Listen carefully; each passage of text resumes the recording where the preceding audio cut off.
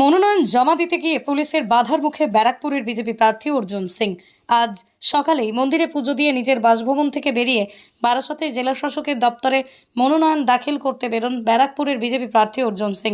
তবে নজিরবিহীনভাবেই অর্জুন সিং এর কনভয়ে বারাসত কলোনি মোড়ে ঢুকতে তাকে আটকে দেয় পুলিশ।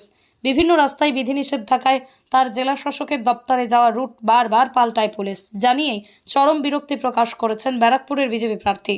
তিনি বলেন, পুলিশ বারবার রাস্তা বদল করে করে ইচ্ছে করে আমাকে হেনস্থা করছে।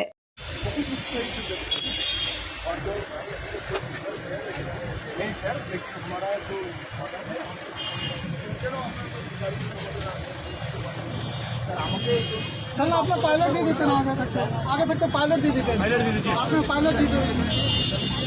আমি স্যার ঘুরিয়ে দিচ্ছি, আমি নিজে গিয়ে না আপনি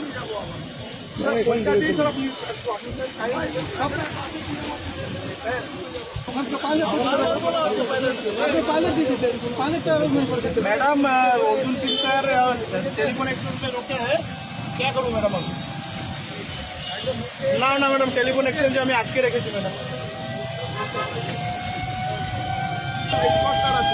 দাঁড়িয়ে আছেন কেন?